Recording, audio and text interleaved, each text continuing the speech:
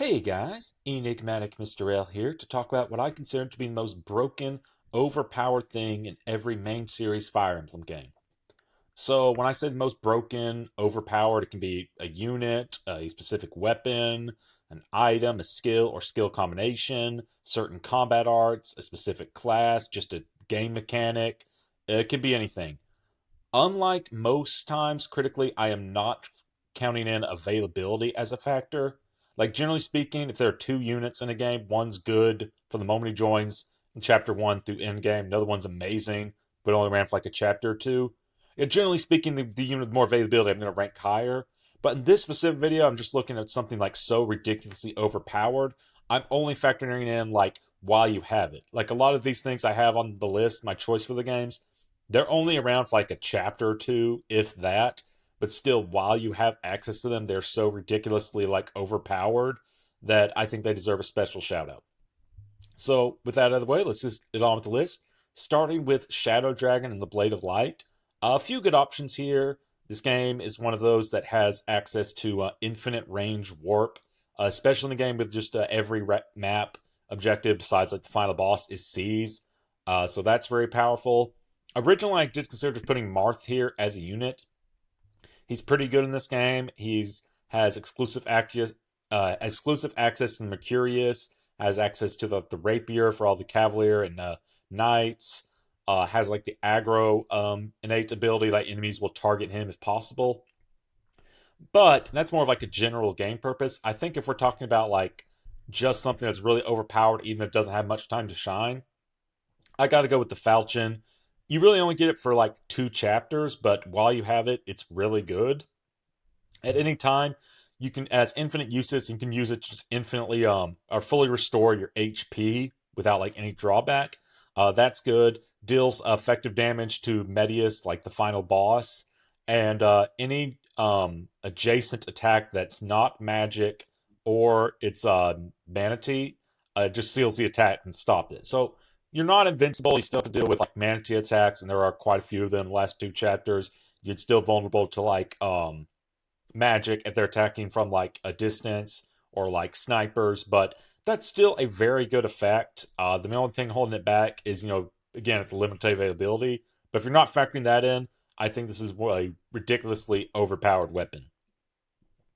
Gaiden has a few different options to go with.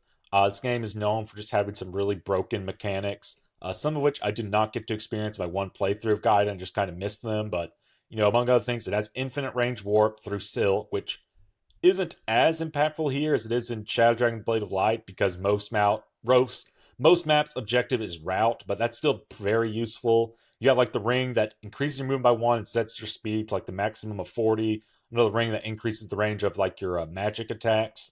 But in the end, I decided to go with the Falcon Knight class, particularly on Celica's route. So in a previous video, I mentioned that in the best class for every game, I have for Gaiden I went with like cleric slash saint, and I might still like choose that, but I do think a lot of that has to do with the specific cleric saints you get, the spells they have access to.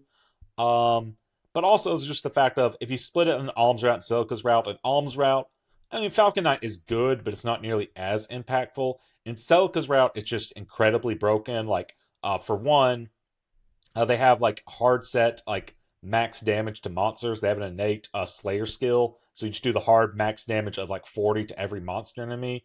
And there are a lot of monsters on Celica's route. Also, just being a flyer on Celica's route is a godsend because there's so many like desert maps and swamp maps. Being able to just completely bypass the terrain, very useful.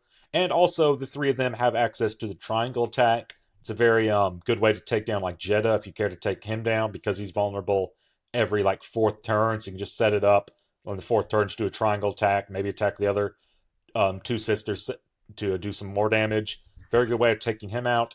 And just in general, I think this is like peak S performance. Not really talking about the vaguely defined archetype, but just S as a unit like herself, like the actual S. I think Gaiden's S is her best iteration. Probably still not like strictly like LTC viable, but a more casual playthrough. It's not that difficult. It's not that time consuming to like get her up to snuff with your like the other flyers. She can contribute a lot. But yeah, just Falcon Knights in general, bypassing terrain, max damage to monsters, triangle attack. That's my choice for Gaiden.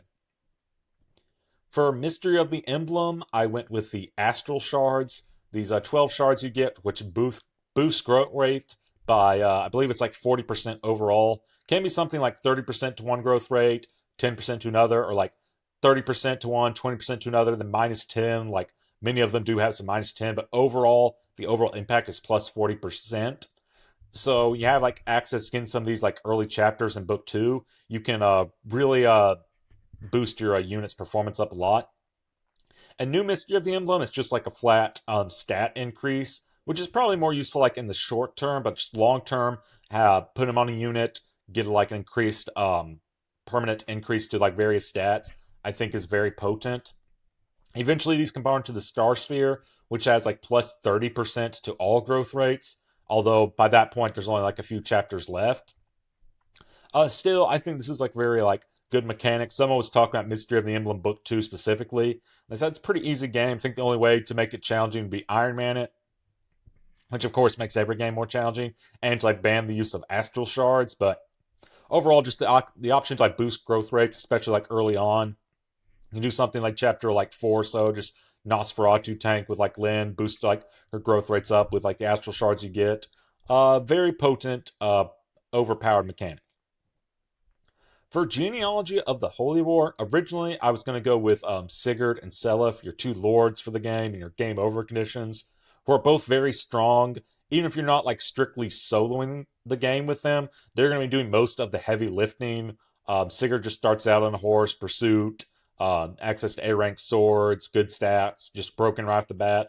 Seliph takes a little more effort to get going, but once he's promoted, I think he actually surpasses his father because he actually has a res stat in a game where like res matters. Those are just definitely good things overall. But if we're talking like just ignoring availability again, I think we're gonna look at like the holy weapons. But among all of them, like even the Balmog, the Forseti, Tyrfing, Mistletoe, those are all good, Gabel, but none compared to the sheer power of the Book of Naga. Like most holy weapons, it's 30 might, but instead of just like plus 30 overall to stats, like Forseti and Balmog, plus both grant like plus 10 to skill, plus 20 to speed. Tyrfing is like plus 20. Like Mistletoe is like plus 20 to res, plus 10 to skill, I think. It's most of them are like plus 30. Tyrfing is like plus 40 overall. The Book of Naga is plus 20 speed, plus 20 skill, plus 20 defense, and plus 20 res. And it completely bypasses the like having the power of the Lop tier, the final boss. Like this is pretty much the intended way to take down the final boss. Like you can do it without the Book of Naga. Maybe like doing like a by berserking that one hell user, getting lucky on the hit, or it's other ways you can just use holy weapons and like power ranks to just gradually chip down Julius's HP. But this is clearly the intended method. Also, if you manage to like avoid sneak, if you manage to sneak past like the 12 Dreadlords, Julia with like Book of Naga can just come completely like wipe them out. I've never managed to do that in all my runs because I actually have like a fair and challenging fight with the Dreadlords with like my main army, but that still is an option you can do uh, with this. Like if you're Julia is leveled enough, and if she gets lucky with the depth, she can just one round the final boss. Just fight, trigger adept, hit again, trigger adept again, boom, just one rounded. Uh, Yet I think overall this might be a contender for the most powerful weapon in all of Fire Emblem if we're ignoring of like availability. But yeah, overall just so super busted for like the very brief moments of time that you have it. Thracia 776 has a lot of good contenders. This is the only game where your units have a chance to level up movement, even if it is only just like a single digit chance. Uh, Anyone's played Thracia 76 knows how like powerful that can be. Like if you're using a unit and they level up movements, okay, you're going to use them like long term. That's just how it works. Uh, it's like the movement is obviously the best stats, and it's so good they never used it again for any other Fire Emblem game, for better or for worse. Kind of like with Mystery of the Emblem, you have like the Crusader scrolls, which negate critical hits and boost your growth rates.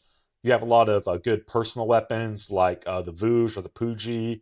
Lightbrand's pretty good. Air Caliber, Nana's Earth Sword.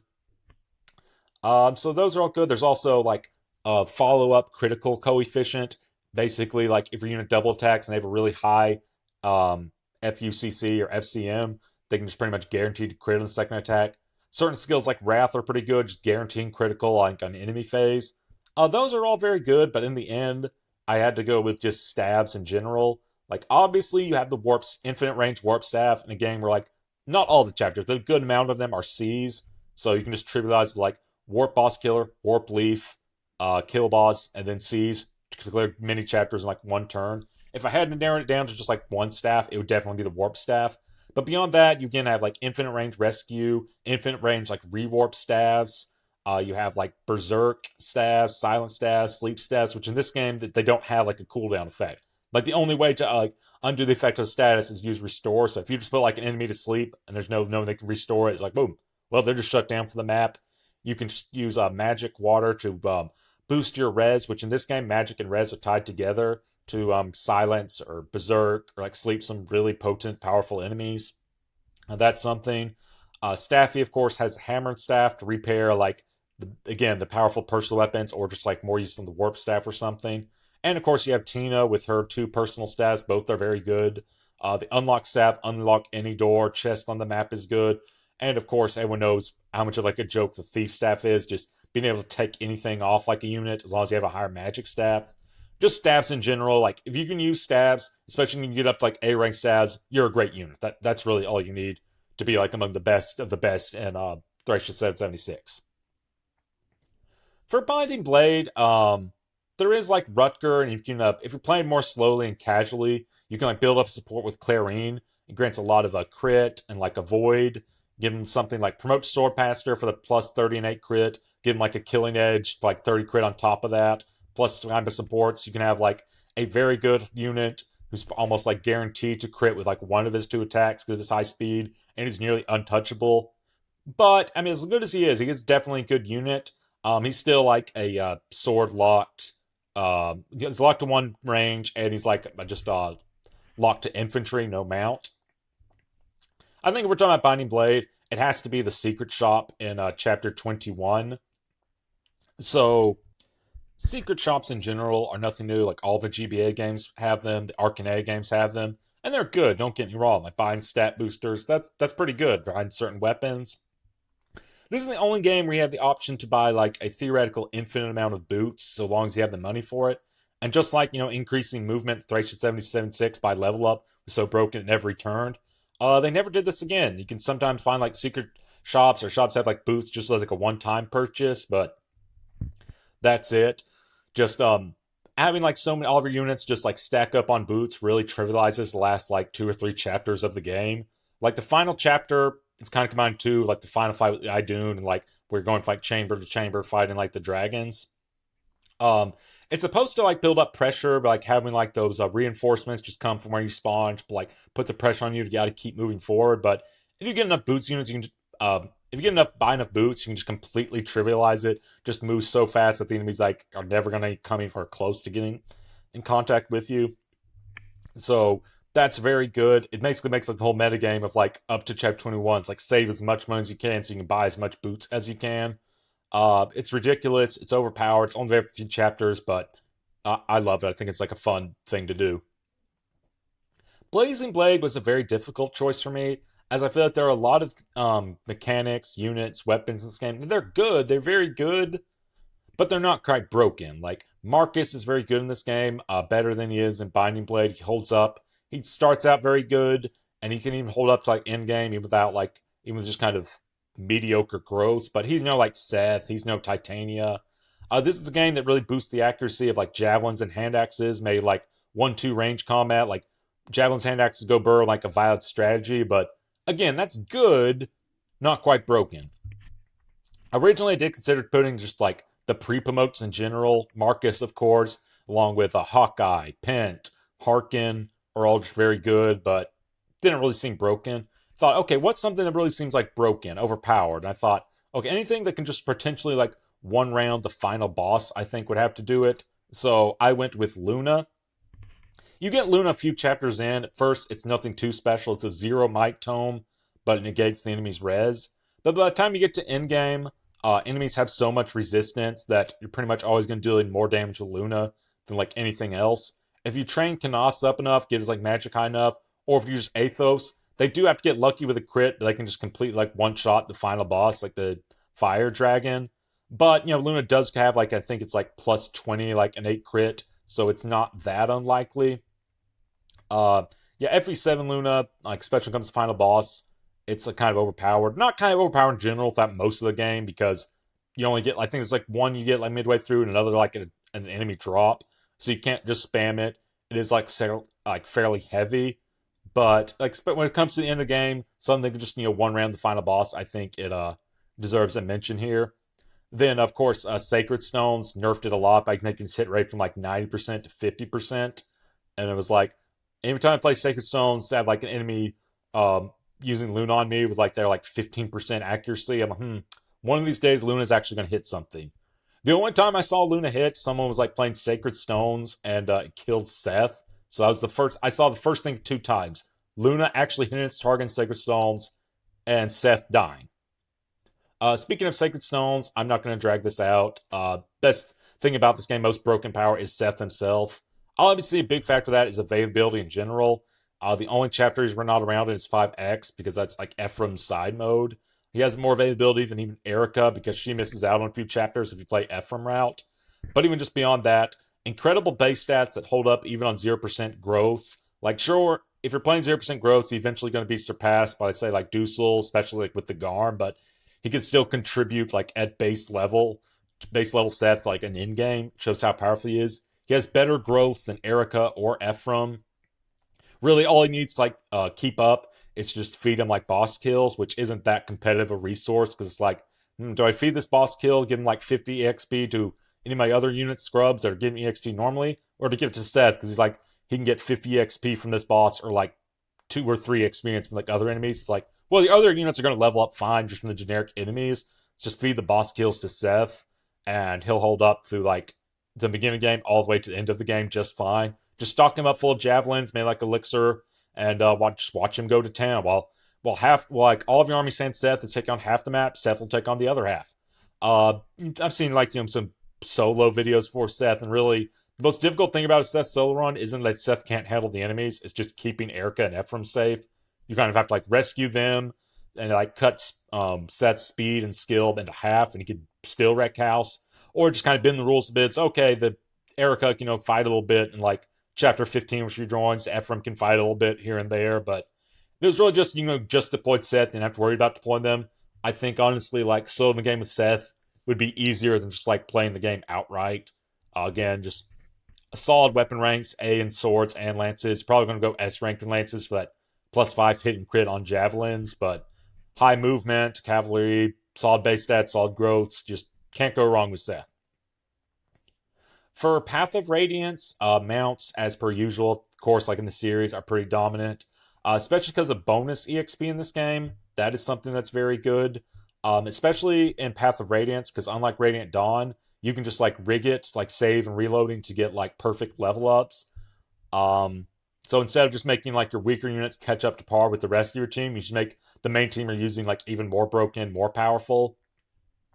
Especially with that item, I think it's called like the Night Ward, which it grants +2 defense and res to like cavalry and knights units, but the game doesn't tell you this, but it also grants like +30% speed growth. So combine that with bonus E experience, you can just have a swarm of like high movement cavalry units with cap speed or nearly cap speed. And again, if we were talking like the game as a whole, that would definitely be more like overpowered than what my choice is. But I think we're talking like overpowered in Path of Radiance. We have to go with like the Wrath Resolve skill combination. So apart from Terranio, who has Resolve naturally, you can give it like him Wrath, but he has like low movement as a typical of like a general. Won't be seeing too much combat. Generally, you're better off like saving this for maybe Nasir, maybe Inna if you skip the Black Knight fight and you manage to like give her some levels. But especially if you give it to Ike, like give him Nihil and Wrath to make the Black Knight fight doable without much reliance on RNG. Then after you Black Knight, give him like Resolve as well. Wrath and Resolve is a skill combination to be reckoned with. Wrath grants +50 crit when your HP is at 50% or less. Resolve grants +50 skill, speed, and strength when your HP is 50% or less. So stacked them together, and it's absurdly powerful. Like I remember last time I played Path of Radiance when it came to the final chapter, I was like, I wonder if I can get just in an Ike and just not use anyone else. Like Nasir's force deployed, just kind of like moved him to the side, wasn't going to really use him. And yeah, I did get lucky, and like I stalked him with like elixirs, but I pretty much handled like all the enemies himself, including like the boss. Like especially Ashnar, like in a previous video, I called him anticlimactic because of this combination.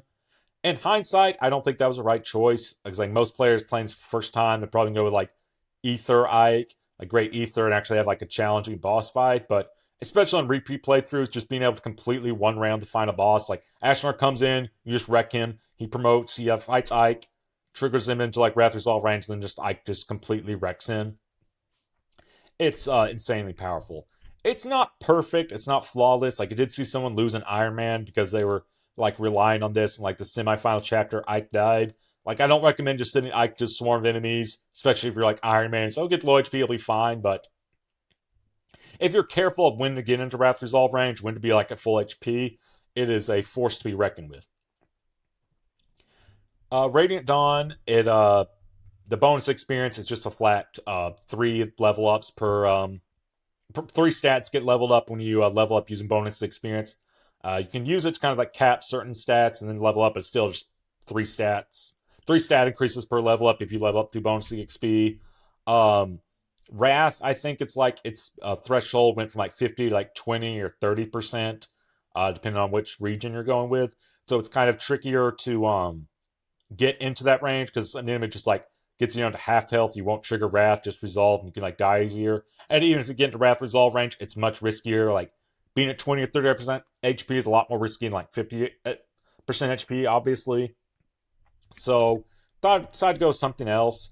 Did consider the Black Knight, who is basically just an invincible unit. That is a very strong contender, and maybe I should have picked that, but the 3 chapters Black Knight is in, uh, the Fog of War chap with Makai is basically just a glorified cutscene. He's very useful in like the end game of part 1, but because of so many force plug units, it's not very practical to just have him solo everything. Plus, you're gonna kind of want to feed some EXP to the Dawn Brigade.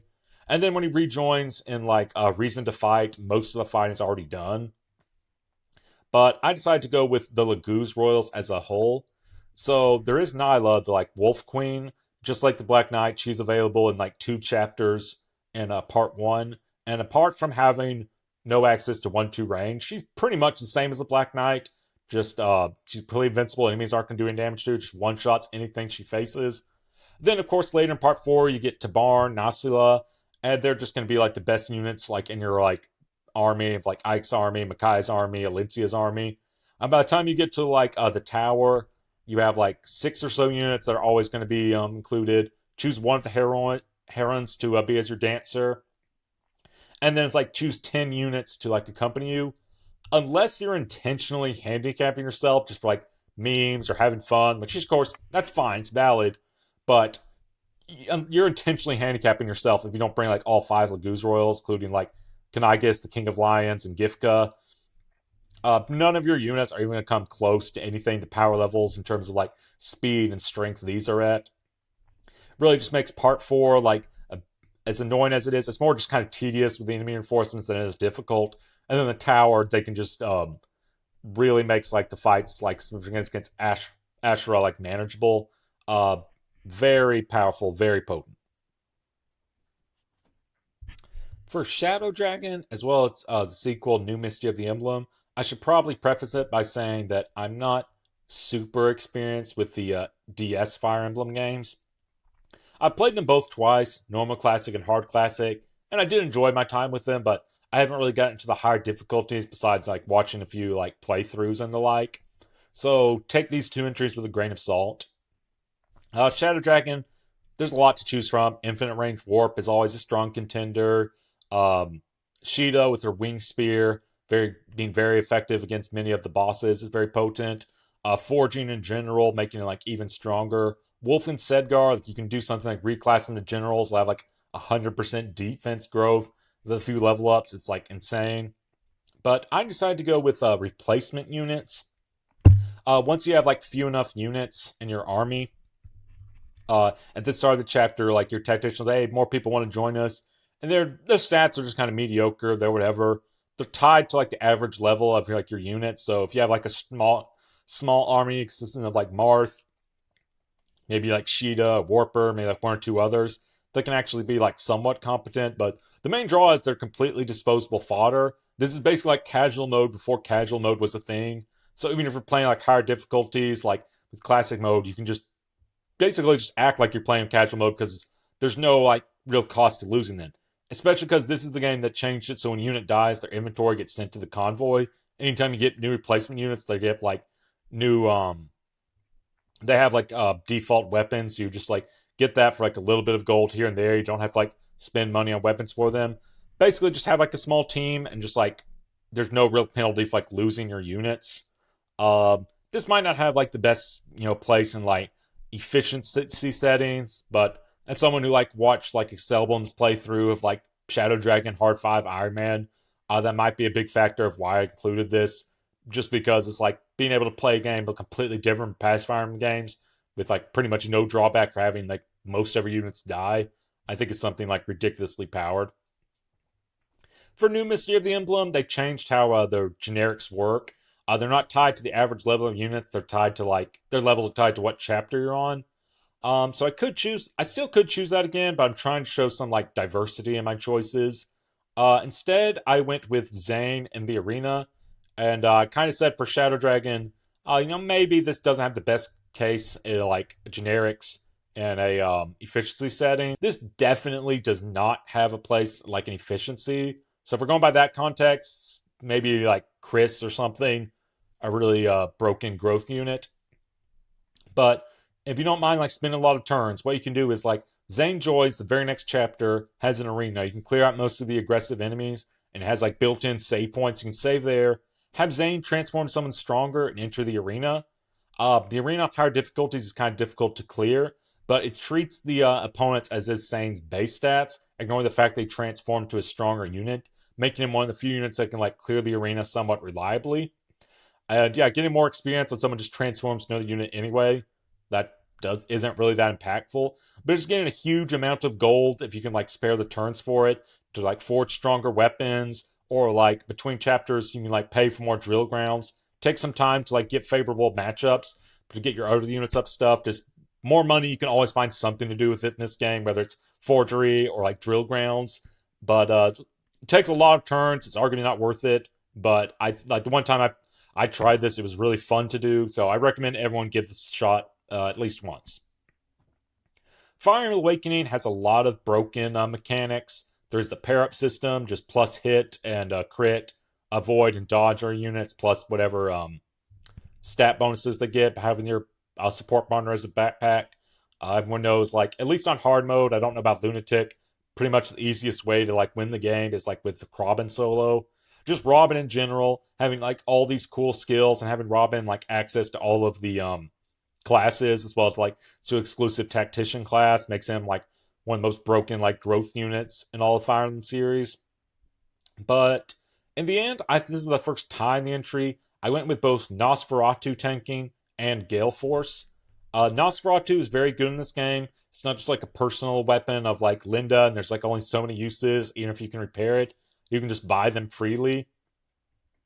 So being able to like double with Nosferatu and like getting like crit on it, and you have like skill procs as well. You can just send someone up like Nosferatu and just to like a swarm of enemies, let them go to town. Pretty much one of the easiest, most like brain dead ways of like clearing all the like huge waves of like enemy reinforcements, like enemy spam maps. Especially combined with like other skills or certain skills, maybe like uh Vengeance, which is already going to be like a skill of like Sorcerer, which is most likely what you're going into, has a very high chance of adding whatever damage you took, having a portion of that damage dealt back. Vantage is very good combining with that. Always striking first, you're at half HP or less. You can do arms thrifts. You can like forge up a Nosferatu with like plus might and hit. Very good. Just like the ultimate any phase tool. And conversely, Gale Force, I think, is the ultimate player phase tool. Just being able to act again, even if it's just once per turn. Especially with the pair up mechanic, you just like have Unit 1 and 2 pair up. Unit 1 defeats an enemy, activates Gale Force. Move forward again, switch to Unit 2, Unit 2 defeats an enemy, activates Gale Force, move again. So you basically have like 3 movements in one turn. Ridiculously overpowered.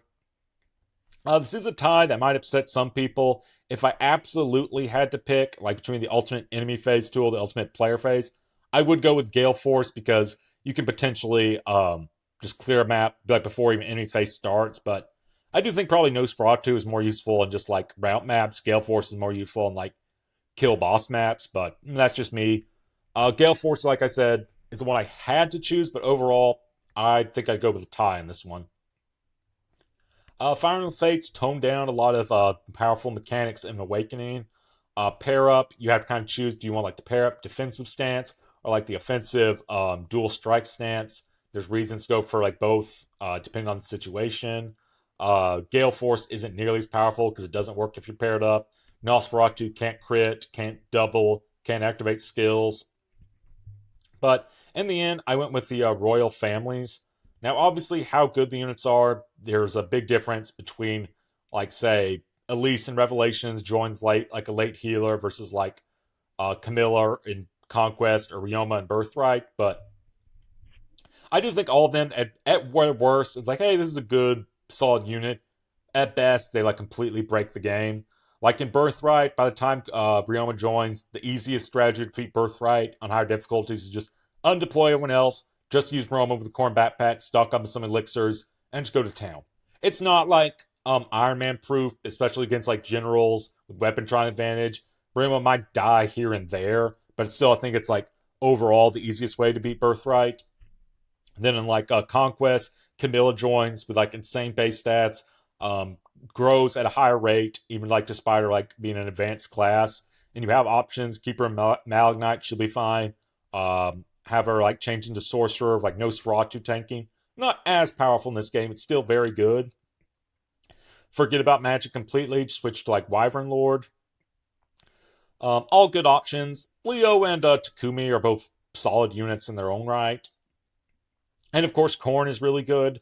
Not as good as like Robin, because again, they don't have access to all classes at all times, but you can still choose whatever tie you want. Like marry them to someone, get some good skill combinations. And Azura as a dancer, of course, enables some strategies like, completely like one turning the end game of Conquest. So, at worst, I think like the Royal Family unit, it's like, hey, they'll activate Dragon here, they'll be useful at best. Completely broken. For Fire Emblem Echo Shadows of Valentia, I think it has to be Hunter's Volley. I love Bismic's videos on like I tried playing Fire Emblem Echo Shadows of Valentia. It's like I don't understand how you think Bow Knights are bad. They have 1 to 5 range, cav movement, access to killer bow. Yeah, so and they get Hunter's Volley. Yeah, I think Bow Knight's best class in the game. Just being able to strike twice with a Brave effect, slightly increased strength, slightly increased crit chance, completely must delete any unit on a player phase is very good, obviously. Like as good as Pala and Katria are on Selka's route, I think Leon outperforms them. Unless you're doing something like using the free DLC Pitchfork, Leon's pretty much going to be your best unit on Selka's route. And then on Alm's route, whoever you make into an archer is going to be your best unit in that route. Whether it be Gray, choose him for like his high strength and just his low speed won't matter if he's using Hunter's Volley, or Tobin, kind of go with this quote unquote cannon class line. Or especially Cliff, if you do something like send him through Dreadfire to get higher base stats and then switch him into back to Villager to like get then to Archer to get Hunter's Volley. Or Python, I guess, I suppose, but pretty much an amazing combat art. Fire Emblem Three Houses has a lot of things, like despite Manny Mode being kind of a bullcrap difficulty setting, it does have a lot of like broken mechanics. Powerful combat arts like Hunter's Volley as a class combat art for the sniper returns. You also have some more powerful combat arts like Swift Strikes, which is basically just a Lance version of it. You have the Vengeance build with like Bernadetta, Dedu, or Cyril. Just gambits as a whole, whether they're more like offensive ones, just making enemy unable to move for one turn and like lower their stats, or the more like utility ones like Retribution or Stride or Impregnable Wall. Those are all very good, but in the end, I decided to go with your 3 house leaders. Pretty much whichever route you pick, your house leader is going to be your best unit on that route, most likely.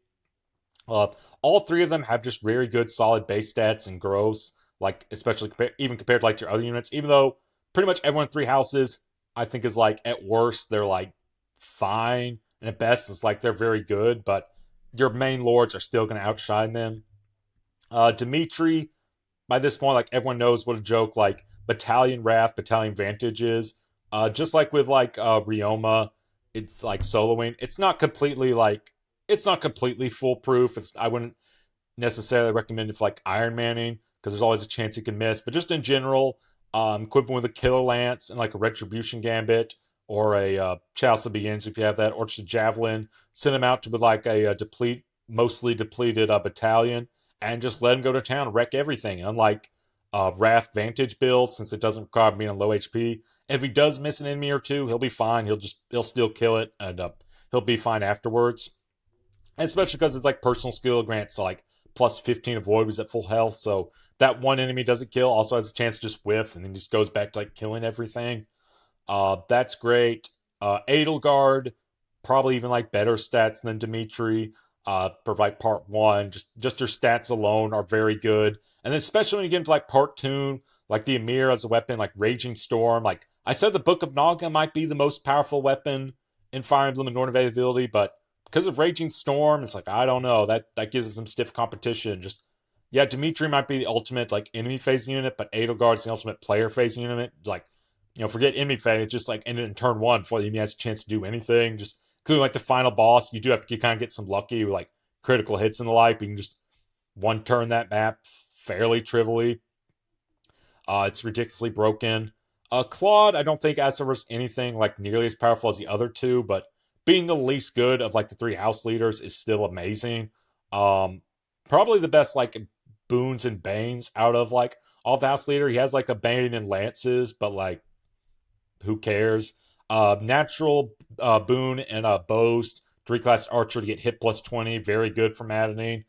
Budding talent and axes to reclass to warrior to get like death blows. Very good. And unlike Dimitri and Edelgard, who can everyone reclass to wyvern, have spent some time like tutoring and flying, which Dimitri becomes an edgy boy. He misses out on some tutoring. Edelgard's route is like shorter time to like get the stat requirements you need. But Claude just gets into like a Wyvern Lord adjacent class by default, so you don't even have to spend time like training him in flying. Just gets like the things like Barbosa class. Whichever route you pick, your house leader is just going to be your best unit, unless you pick Silver Snow, in which case just Edelgard's good for a while, but then life is sad. For Fire Emblem Engage, again, there are a few choices. I think the Cantor skill is really good when it comes like inheriting two skills. It's like, okay, you want Cantor and what else? Like, it might as well just be like one skill. It's like, you're going to want Cantor. Like, once you have a taste of it, like on all of your units, you just can't go back because movement is like so good, obviously. But then I think it's really good, very good, but not quite overpowered. Of course, like the emblems in general, I do some really crazy things. Corn is good for just general utility, lowering the stats of like an enemy to like first strike them, and then have your rest of your team like follow up, like on the bosses with their engage attacks, can like deplete their multiple health bars. Plus, in general, just being able to manipulate terrain, like adding fog on a covert unit for an insane amount of avoid, or a mystical unit or a leer, just creating fire to like slow down enemies is really good in more general terms. But I think Micaiah is the best emblem, just be able to like engage, rewarp, and then rescue can like skip large chunks of maps. Like I want to say it's like chapter 25, the Lumera map. If you use Micaiah to like engage, rewarp, rescue, you can skip a large portion of that map, make it like somewhat reasonable. And that would be my pick if it weren't for the DLC. Like, yeah, previous games have had DLC, but like Awakening and Fates, I don't think anything the DLC offered was as like broken as what I mentioned. In Three Houses, the Chalice of Beginnings is good, don't get me wrong, but you can just kind of replicate it with like the Retribution Gambit. And the Ashen Wolves are good units to be sure, like Yuri with like his high speed, Happy with access to warp, Constance with her spell list, and of course Balthus, especially with like his personal skill. But I don't think any of them are as good as like the house leaders. Engage, well, first of all, like the first DLC like battle you get is with Tiki. We can also gain access to the silver card. Just half price at all shops is very good. Tiki is a very strong emblem to be sure, boosting the growth rates of a unit. Have a unit like inherit that ability for like a permanent increase in like stats. Just use it for a while, then like switch it off to someone else is very good. And just transforming a huge boost to their stats, give someone like an extra life is very good. Other emblems do some crazy things like Veronica, create like disposable shoulders to like bait out enemies, or use like a version of refresh where like it can't move but it can attack again. Soren, like a sign decoy, or like even if it's low might, still have like a siege tome you can use. And the house leaders, Raging Storm isn't as good, but you can still use Raging Storm, get another turn, then use like the house's Unite skill, for, like the engage attack. Even just the other emblems like Crom and Robin, Camilla, and Hector, it's like they're fine, but that does kind of break the balance of the game a lot because there's certain like sections, like say Chapter 11, which is built around you not having any emblems. Like, no, I have these like 5 or 7 bracelets. I have emblems now. Or like Chapter, one side it's like 17, like Dialogue calls this out, like 6 emblem rings on your side, 6 on mine. Plus the DLC bracelets I have. Plus, just in general, if you're like doing these maps, trying to like recruit the engaged bracelets, it gives you a lot more EXP. Eventually, just kind of like level out. Eventually, like a longer term. Uh, Someone who like goes through the maps early on, someone who doesn't. By the end of the game, the level difference won't be that much, but it does make like mid game significantly easier. And so yeah, I gotta go with like paid DLC privilege. And those are my picks. As always, thank you so much for watching. Anything you think I really overrated, anything I think I missed out on you think is really broken, please let me know in the comments below. This is Enigmatic Mr. L, signing out.